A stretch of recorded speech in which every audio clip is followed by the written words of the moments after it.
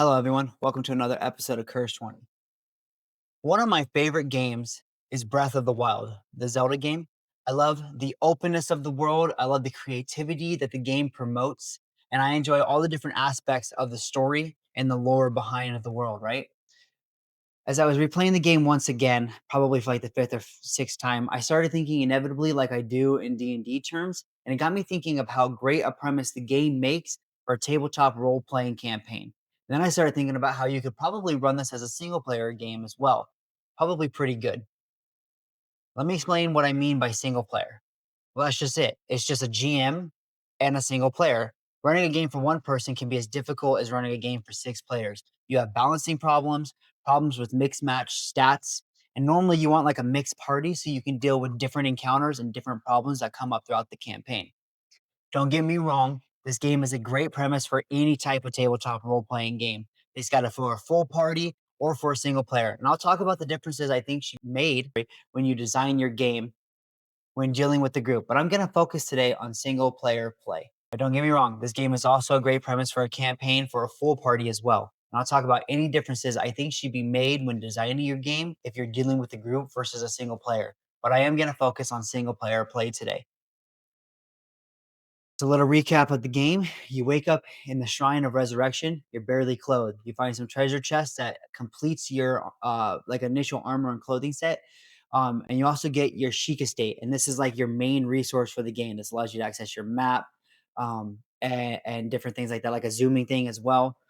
Exiting the shrine, you find yourself in a beautiful forest's land, and you can immediately start collecting resources like fruits and herbs to start making food. You know what I'm saying? An old traveler of fire offers you some advice and some food, and he sends you on your first quest. See, when you awoke, so did all these shrines over the country, which you come to find out is called Hyrule.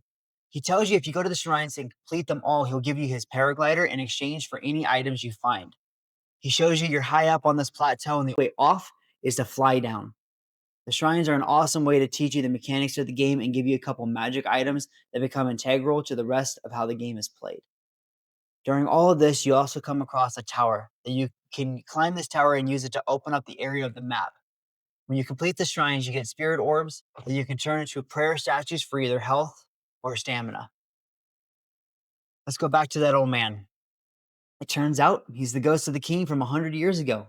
Cue the game's exposition dump. He informs you that you were a knight of Hyrule, sworn to protect the Princess Zelda along with four other champions. When Calamity Ganon attacked the castle, he proved way too strong and overpowered the protectors. Zelda used the last of her powers to contain the demon lord just to the castle, but she's starting to falter and the realm needs its hero. Boom. Here comes Link, the hero of old, flying down to Hyrule to save the day. Okay, seriously awesome way to start a game. It shows you all the mechanics and all the different parts of the world that make it awesome. You have the shrines, you have the divine beast, and you have the champions.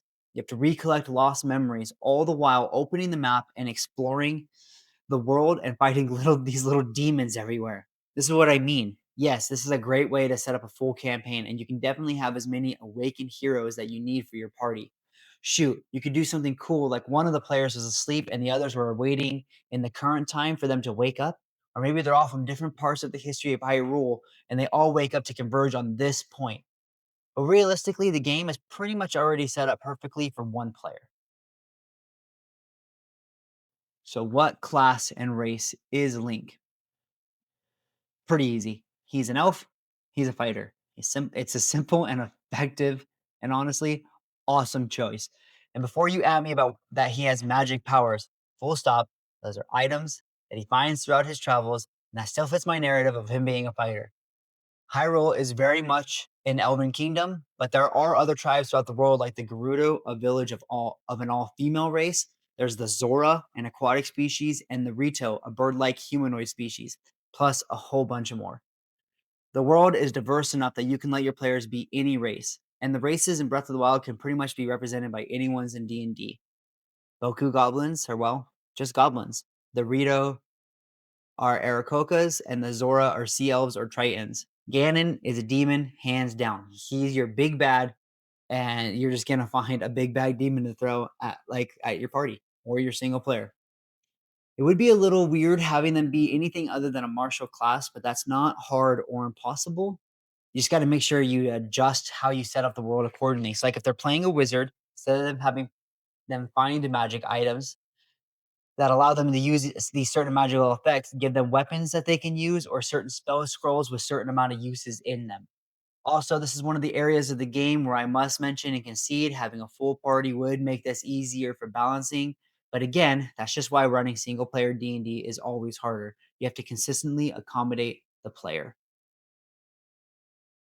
The world can run like a sandbox, really, or you can railroad them to all the important areas. It really depends on what you and your player want. Make sure you spend time in a session zero figuring out what style of campaign everybody wants to play. Let's break it down.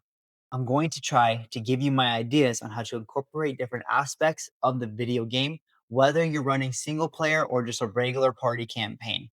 Also, whether you're running sandbox or linear. Let's list all the things about the game that would be cool for any type of tabletop role playing game. You have the shrines, you have the stables, you have the towers, you have the divine beast.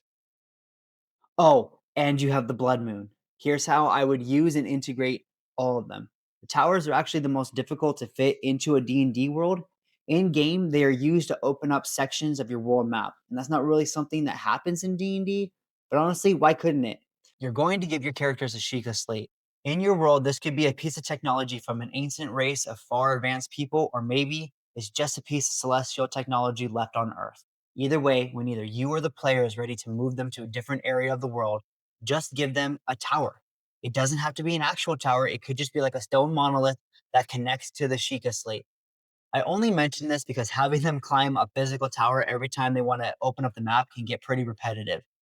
Sometimes the game adds challenges around the towers. There's one that's set in water surrounded by electric Lizzofols, and either you have to fight or sneak your way through these monsters to activate the tower. Feel free to make access for all of these towers pretty hard to get to. The benefit of getting access to these points or these towers gives them the general idea about the area that they're in. Is it mainly forest or is it a desert? Are there towns? Maybe there's a stable. How many shrines are in the area and what are their general locations in this spot of the world? Don't give them too much info. Let them explore. Exploring is always one of the pillars for D&D anyway. Let's go to the shrines. Use the shrines as ways to level up your players. So many shrines equal a level up. In a game, 4 shrines equal either a new heart or more stamina. There are 120 to 136 shrines depending on if you have the DLC or not.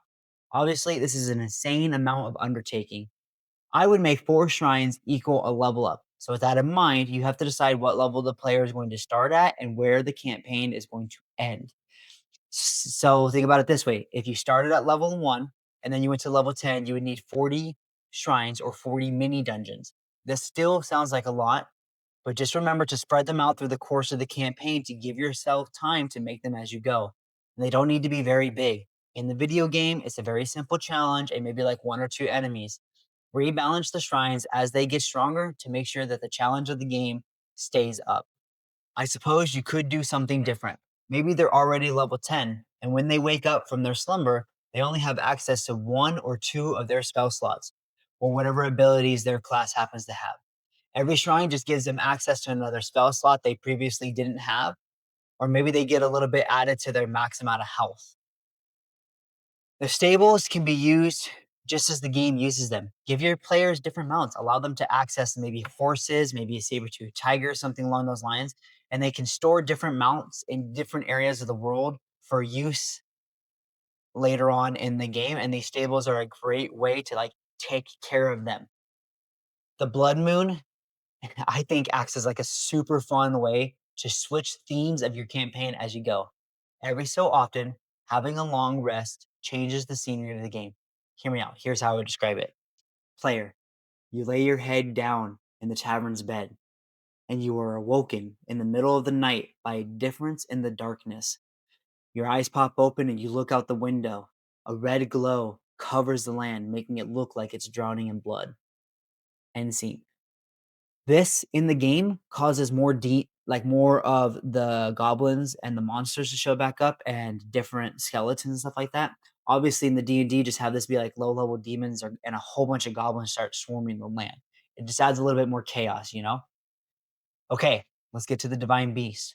In a normal party, I would say however many players you have, there is a different divine beast that corresponds to their character choices. That way, they feel like each one represents them. If you're playing a single player, I say keep it at four, keep it simple. You could keep them ancient mechanical beings, or if you wanted to keep the traditional fantasy vibe going on, you could just make them different metallic dragons under some type of like mind control from Ganon. Free them from this curse or mind control, and they will help you assault the castle in the final battle. Okay, well, that was just my very quick overview on why this game would be awesome for a D&D campaign and why I think it really works for a single player game as well. Thank you for watching. This has been Curse 20s. Please like, subscribe, and roll well.